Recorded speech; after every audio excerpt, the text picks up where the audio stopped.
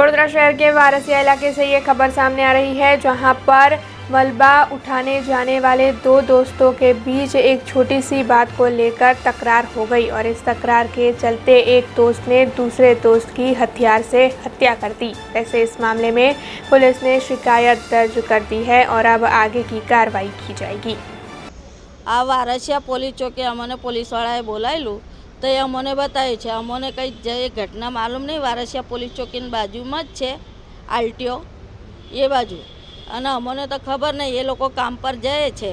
काम पर 4-5 जन छे। ये लोग मारो घरवाळो अने ये 4 जन एवं थई गयुं छे। आ अमने बीजी कशी जानकारी नहीं। त्यारे अमने खबर पड़ी ने पोलीसवाळाए कीधेलुं अमने बताय घेरे आवीने अमने लई गया के चालो के आवुं थई गयुं छे। तो अमे गया तो तई पोलीसवाळाए बताव्युं के जो कि आ तमारा घरवाळा ने केवुं मारेलुं छे। ये ज खबर पड़ी है। बस ये अमारा घरवाळो छे। मारो कशुं झगड़ो नहीं। अमारे पास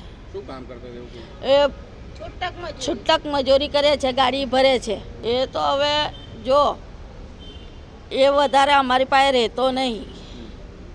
अमारी पासे रहतो नहीं। हवे एनो जुदो रहे छे, जुदो ज खाय छे। आसाम में दलित समाज के नेता जिग्नेश भाई मेवाणी की जिस तरीके से गिरफ्तारी कर ली गई है, उस मामले में जगह जगह लगातार विरोध प्रदर्शन जारी है। ऐसे में अब इस मामले में विरोध जताते हुए कांग्रेस समिति भी आगे आई है। दरअसल पादरा में विधायक जशपाल सिंह पटियार, जिला पंचायत के सदस्य अर्जुन सिंह पटियार समेत कांग्रेसी कार्यकरों की ओर से इस मामले को लेकर पादरा मामलतदार को आवेदन पत्र दिया गया और साथ ही विधायक जिग्नेश मेवाणी को रिहा कर उनके साथ न्याय करने की मांग की गई। गुजरात विधानसभा धारासभ्य श्री जिग्नेशभाई मेवाणी एक ट्वीट ने बाबत ने लईने आसाम पुलिस द्वारा अर्धी रात्रे एटले के 3 वागे जे रीते एक गैरबंधारीय रीते एमनी धरपकड़ करवामां आवी अने आसाम लई जवामां आवे त्यार पछी पण 5 દિવસની જામીન પ્રક્રિયા બાદ ફરીથી એમની ધરપકડ કરવામાં આવી। આ તમામ બાબતોને લઈને જિગ્નેશભાઈને વહેલી તકે રિહા કરવામાં આવે, છૂટા કરવામાં આવે અને જિગ્નેશભાઈને ન્યાય મળે। એક ધારાસભ્યને જેવી રીતે પકડવામાં આવ્યા છે એમને ન્યાય મળે એ માટે થઈને આજે પાદરા કોંગ્રેસ દ્વારા આવેદનપત્ર અહીંયા મામલતદારશ્રીને આપીને સરકાર સુધી અમારી વાત પહોંચાડવા માટે અને જિગ્નેશભાઈને ન્યાય મળે એ માટે આવેદનપત્ર આપવાનો કાર્યક્રમ હતો।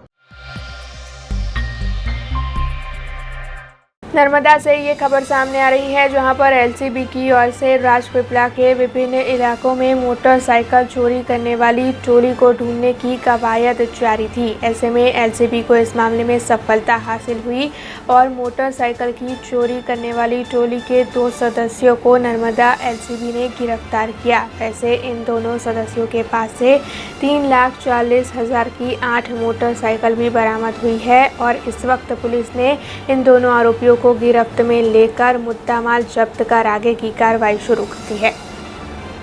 नर्मदा जिले में पिछले 2-3 महीने में बाइक चोरी की घटनाएं बनी थी और इसको डिटेक्ट करने के लिए, इन्वेस्टिगेट करने के लिए जिला पुलिस की तरफ से लोकल क्राइम ब्रांच को भी लगाया गया था। हमारे यहाँ पे डीजी सर की सूचना के मुजब व्हीकल चेकिंग और फुट पेट्रोलिंग भी शाम को चलती है। इसी तरीके से 27/4 को शाम को व्हीकल चेकिंग में जब हमारे लोग कर रहे थे, उस समय पे गोपालपुरा के नज़दीक में 2 लोगों को बाइक के ऊपर रोका गया और जब उनके पास से कागज़ वगैरह मांगे गए तब ये ध्यान में आया कि वो बाइक उनके पास जो है वो चोरी की है। उसके बाद उनको उनकी पूछपरछ करने के बाद ये ध्यान में आया कि उन्होंने पिछले 2-3 महीनों में अलग अलग जगह पे नर्मदा ज़िले में और बाकी कुछ ज़िलों के अलग पुलिस स्टेशन के एरिया में भी बाइक चोरी के गुनाहों को अंजाम दिया हुआ है। ये मध्य प्रदेश के धेलवानी गांव के है। धार ज़िले के अंदर ये धेलवानी गांव आता है। इनके यमों के अंदर ये शाम के समय में बस से आते थे। शाम को एक किसी खेतर में रुक जाते थे और अंधेरा पड़ने के बाद फिर गाँव में आकर वहाँ से बाइक चोरी को अपना वो अंजाम देते थे और बाइक यहाँ से ले जाने के बाद उनके गांव में जाकर 5,000 रुपये 10,000 रुपये में भी वो बाइक बेचते थे। इन दोनों को पकड़ने के बाद इनके साथ में इनके जो 3 साथीदार थे उनके भी नाम इसमें खुले हैं और जो बाइक लेने के बाद उसकी पहचान करने में उनकी मदद करते थे उसका भी नाम उसमें खुला है।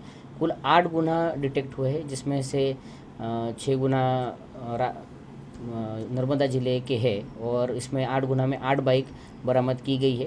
इन्वेस्टिगेशन चालू है। हम अपेक्षा रखते हैं कि इसके और भी कोई गुना होंगे तो वो गुना खुले जाएंगे और उन गुनाहों में गई हुए बाइक को भी रिकवर किया जाएगा। 3,40,000 के आसपास है और जबकि ये बाइक है तो उसके बाद उन्होंने बेचान के समय तो उसको कम कीमत में बेचा है, लेकिन जो हमारे कागज़ पे उसके हिसाब से वो 3,40,000 है। वो पकड़ने के बाद हमारी पुलिस जब इन्वेस्टिगेशन में अलग अलग जगह पे गई तो ये काफ़ी टफ टेरेन है और वहाँ पे इन्वेस्टिगेशन करके और जो मुद्दा माल है उसको रिकवर करना भी काफ़ी टफ रहा, लेकिन लोकल पुलिस की मदद और हमारी पुलिस की मेहनत इसको मिलाकर हम ये मुद्दा माल रिकवर कर पाए और हम अपेक्षा रखते हैं कि आने वाले दिनों में भी इस तरीके का रिकवरी होती रहेगी। वडोदरा महानगर पालिका के ड्रेनेज विभाग में कॉन्ट्रैक्ट बेस पर 150 जितने कर्मचारी कार्यरत है। हालांकि ये कर्मचारी बीते कई वक्त से अपनी बढ़तर मांगों को साझा कर रहे हैं, तो वहीं उनकी वेतन में बढ़ोतरी और उसके साथ साथ उन्हें नौकरी में स्थायी करने की मांगें भी उनकी ओर से रखी जा रही है।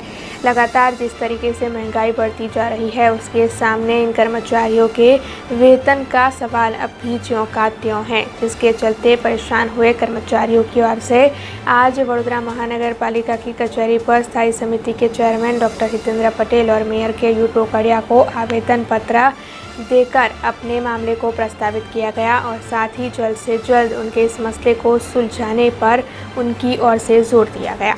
आज रोज અમે વડોદરા મહાનગર સેવા સદનની મેન વડી કચેરીમાં આવ્યા છે અને અમારી માંગણી એવી હતી કે જે ડ્રેનેજ કોન્ટ્રાક્ટના જે કર્મચારીઓ છે જે વર્ષોથી જે કોન્ટ્રાક્ટ બેઝ પર અને માનવ દિનમાં ઓલરેડી કામ કરી ચૂકેલા છે, માનવ દિનથી કોન્ટ્રાક્ટમાં એ લોકોને લેવામાં આવ્યા અને ફરીથી એ લોકોને કોન્ટ્રાક્ટમાં જ કાર્ય કરવામાં આવે। તો અમારી માંગણી એવી હતી કે ભાઈ એ લોકોને રોજિંદારીમાં સમાવવાની અમારી ઘણા વર્ષોથી માંગણી હતી, પણ હવે આ લોકો કર્મચારીઓ છે એ લોકોને લાગતા વાંચતા નથી આવડતું અને એ લોકોને માનવ દિનમાંથી કોન્ટ્રાક્ટમાં કેવી રીતે લીધે એ લોકોની હજુ ખબર નથી। તો એની પડખે અમને લોકોને આજે અમારી વાત પર ધ્યાન આવ્યું અને એની લડત અમે વડોદરા નાળિયા સમાજે આવેદનપત્ર આજથી 6-8 મહિના પહેલાં આપ્યું હતું કે ભાઈ આ લોકોને રોજિંદારીમાં સમાવી લો। કાયમી તમે ન કરો, અમે કાયમની માંગણી નથી કરતા, પણ એ લોકોને રોજિંદારીમાં સમાવવાની અમે લોકો માંગ કરી રહ્યા છે। પણ એમાં શું થાય છે કે ભાઈ કોન્ટ્રાક્ટને જે તમે પૈસા આલો છો એ જ પૈસા ખાલી તમારે શું કરવાનું છે, કોર્પોરેશન એમના ખાતાની અંદર એ પેટે નાખે, જેથી એ લોકોને એક ટેગ મળે કે ભાઈ વડોદરા મહાનગર સેવા સદનના કર્મચારીઓ છે અને એ લોકોને પીએફ ગ્રેજ્યુટી બધું કપાતું થાય, બસ એવી અમારી એટલી જ માંગણી છે। અમે ડ્રેનેજના કર્મચારી છે, અમે છેલ્લા 15-17 વર્ષથી કોન્ટ્રાક્ટ બેઝ પર કામ કરીએ, એના પહેલાં માનવદિનમાં કામ કરી ચૂક્યા છે અને અમને કોન્ટ્રાક્ટમાં અત્યારે કામ કરીએ છીએ। અમારી માંગણી એવી છે કે અમને રોજંદારીમાં સમાવેશ કરવા માટે આવેદનપત્ર ઘણીવાર આપી ચૂક્યા છે અને 2016થી અમે આવેદનપત્ર આપી ચૂક્યા છે।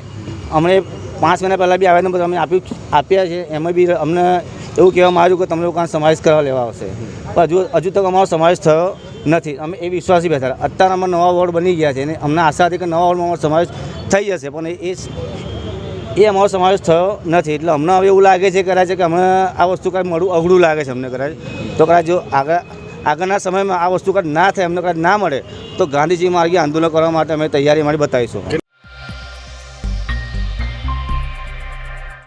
कोयली गांव के सरपंच की ओर से भूगर्भ जल और तालाबों को बचाने के लिए आवाज़ उठाई गई है। दरअसल वहां पर IOCL कंपनी मौजूद है जहां पर खुदाई का कार्य किया जाता है। वैसे इस कार्य के दौरान बेंटोनाइट नाम के केमिकल का इस्तेमाल होता है और डंपर जब कंपनी से बाहर निकलते हैं तो इस केमिकल युक्त कचरे को कहीं भी डाल देते हैं। वैसे अगर बारिश के मौसम में ये कचरा बहकर तालाब में चला गया तो फिर इससे तालाबों को और भूगर्भ जल को काफ़ी नुकसान हो सकता है। नदी के पानी में भी अगर ये केमिकल चला जाए तो नदी को भी नुकसान हो सकता है। ऐसे में लोगों की जान पर भी खतरा बना सकता है। इसी को लेकर कोयली के सरपंच की ओर से इस मामले में आवाज़ उठाते हुए पॉल्यूशन कंट्रोल बोर्ड को आगे आकर जल्द से जल्द कोई कदम उठाने की मांग की गई है, जिसके चलते कोयली गाँव के सरपंच ने क्या प्रतिक्रिया दी है आप भी सुनिए। आज रोज कोयली रिफाइनरी सामे અમે આ ડમ્પર રોક્યું છે, તમે જોઈ શકો છો। આ ડમ્પરની અંદર કેમિકલ યુક્ત માટી પ્લસ કે આની અંદર જે ઘણી બધી માટી સાથે કચરો પણ નાખવામાં આવે છે, મોટા મોટા રબર, મોટા મોટા પથ્થરો, મોટા મોટા હેવી જે કચરો, ગોડા અને ઘણું બધું આ જે કેમિકલયુક્ત માટી નીકળે છે એ ખરેખર અમારા કોયલી ગામની આજુબાજુ તળાવના કાસો જે છે, કાસો પાણીના નિકાલ કરવા માટે હોય છે, એ કાસો પૂરવામાં આવે છે. ગમે ત્યાં જગ્યાએ આ લોકો ઠાલવી દે છે માટી, અને માટીના લીધે, આ કેમિકલયુક્ત માટીના લીધે જો 2 મહિના પછી જે વરસાદ પડશે એ વરસાદના પાણીના લીધે સીધું જ અમારા તળાવની અંદર આ કેમિકલયુક્ત પાણી મિક્સ થશે, અને તળાવની અંદર જો ઢોર ડાખર કે કોઈ માણસ પીવામાં આવશે તો એનું જાનહાનિ થશે. એની જવાબદારી કોણ? GPCCના ધોરણ પ્રમાણે આ લોકોએ જોવું જોઈએ. ગુજરાત રિફાઇનના અધિકારીઓ પ્લસ કે આ ભ્રષ્ટ કોન્ટ્રાક્ટરો બેફામ ડમ્પરો ચલાવે છે એમના ધંધા કરવા માટે, અને એમના ધંધા આવા અમારા કોયલી ગામને જો પ્રાથમિક સુવિધા નથી આપતા તો કમસે કમ આવું નુકસાન તો ના પહોંચાડે, અમારા જમીન, તળાવ કે કાસોને નુકસાન તો ના પહોંચાડે. અને ગમે તે બેફામ આ લોકો ડમ્પરો ખાલી કરે છે, એમનો વિરોધ આજે દર્શાવીએ છીએ. આજે GPCCના ધોરણ પ્રમાણે જો એ લોકો કંઈ તપાસ નહીં કરે તો અમે ઉપલા સ્થાને જઈશું અને કલેક્ટરમાં તેનો આંદોલનનો મંડાણા કરીશું. शहर में मौजूद बाल भवन पर बीते 1 माह से टैलेंट सीरीज टेनिस टूर्नामेंट का आयोजन किया जा रहा था, जिसके इनाम वितरण के कार्यक्रम को आज आयोजित किया गया था, जिसमें विशेष अतिथि के तौर पर आरोग्य समिति के चेयरमैन डॉक्टर राजेश शाह मौजूद रहे थे. बीते 1 माह से बाल भवन पर नेशनल लेवल के टैलेंट सीरीज टेनिस टूर्नामेंट का आयोजन करवाया गया था. दरअसल 1 माह तक चली इस टूर्नामेंट के तहत विभिन्न कैटेगरी में विभिन्न मैच आयोजित हुई थी, और इस मैच के खिलाड़ियों को इनाम वितरित करने के लिए आज कार्यक्रम का आयोजन किया गया था. दरअसल बाल भवन टेनिस एकेडमी पर इनाम वितरण का कार्यक्रम आयोजित हुआ था, जिसमें विशेष अतिथि के तौर पर महानगर पालिका की आरोग्य समिति के चेयरमैन डॉक्टर राजेश शाह उपस्थित रहे थे. इसके अलावा बाल भवन के मुख्य ट्रस्टी स्वाति व्यास भी इस मौके पर उपस्थित रहे थे. और आपको बता दें कि इस पूरे टूर्नामेंट का आयोजन और संचालन रेफरी दर्शन मेहता की ओर से किया गया था. वैसे इस टूर्नामेंट के तहत 400 से अधिक खिलाड़ियों ने हिस्सा लिया था. બાલભવન ખાતે ઓલ ઇન્ડિયા ટેનિસ એસોસિએશનની નેશનલ ઇવેન્ટ્સનું અહીંયા ઓર્ગેનાઇઝ થઈ. ભારતના અલગ અલગ રાજ્યોમાંથી 400થી વધારે પાર્ટિસિપન્ટ્સ અહીંયા આવ્યા અને ભાગ લીધો. ખૂબ આનંદ કર્યો. ટેનિસની જે ગેમ છે એ ગેમને જાણી, વડોદરા સાંસ્કૃતિક નગરી છે તો આપણી નગરીનો પણ એમને પરિચય કર્યો. વડોદરાને ખૂબ નજીકથી જોયું, જાણ્યું. આમ ખૂબ સારી ઇવેન્ટ બદલ હું બાલભવનના જે ટ્રસ્ટી છે એવા સ્વાતિબેન, ડૉક્ટર સાંડિલ્ય, અહીંના કોચ મુખ્ય છે દર્શન મહેતા, એમને ખૂબ ખૂબ અભિનંદન આપું છું. બાલભવનનું જ્યારે અહીંયા આપણા ટેનિસ કોર્ટનો પરિચય આપું તો કદાચ વડોદરાનો સૌથી જૂનો, સૌથી સારો, સૌથી મોટો 5 સિન્થેટિક ટેનિસ કોર્ટ સાથેનો આ ટેનિસ કોર્ટ છે.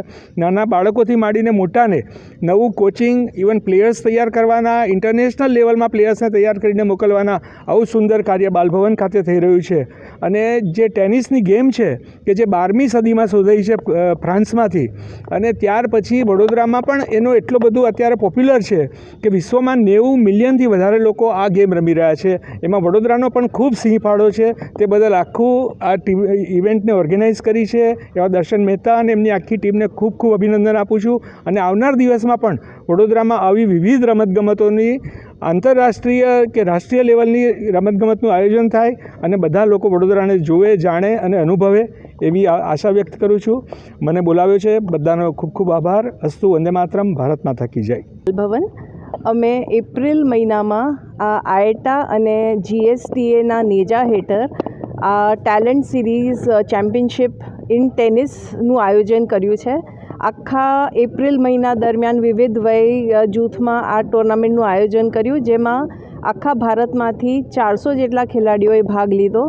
અને મને ખૂબ આનંદ છે કે બાલભવન આનું આયોજન કરી શક્યું, અને જેને સ્પોન્સર કર્યા જે શ્રી ધ્રુવલાલ અને MB પટેલ ચેરિટેબલ ટ્રસ્ટ અને gas authority of India limited, આ લોકોએ એમનો ફાળો આપી અને આખા મહિના દરમિયાન આ ટુર્નામેન્ટનું આયોજન કર્યું.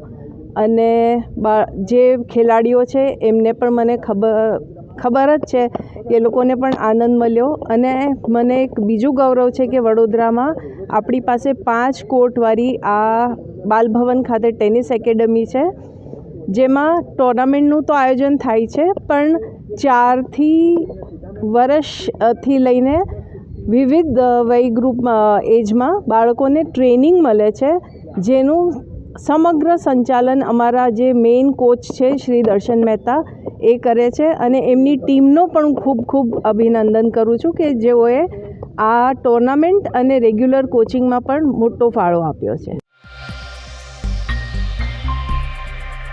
भारतीय जनता पार्टी के राष्ट्रीय प्रमुख जेपी नड्डा और भारतीय जनता पार्टी के प्रदेश अध्यक्ष CR पाटिल आज वडोदरा शहर पहुंचे और वडोदरा एयरपोर्ट पर उनका भव्य तौर पर स्वागत किया गया। दरअसल इन दोनों पदाधिकारियों के स्वागत के लिए शहर में भारतीय जनता पार्टी के कार्यकर बड़ी तादाद में पहुंचे। इसके अलावा सांसद रंजनबेन भट्ट, राज्य मंत्री राजेंद्र त्रिवेदी और साथ ही कई अन्य पदाधिकारी भी इस मौके पर मौजूद रहे। सभी की ओर से भव्य तौर पर भारतीय जनता पार्टी के राष्ट्रीय प्रमुख जेपी नड्डा और भारतीय जनता पार्टी के अध्यक्ष CR पाटिल का स्वागत किया गया।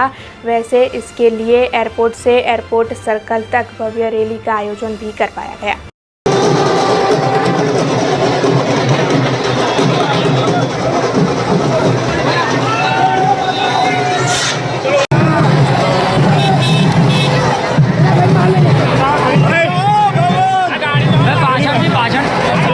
अब खबरों से लगातार अपडेट रहना हुआ आसान। BRG न्यूज आपके मोबाइल स्क्रीन पर। आज ही BRG न्यूज की mobile app Google play store और ऐप स्टोर से डाउनलोड करें और खबरों से लगातार जुड़े रहें।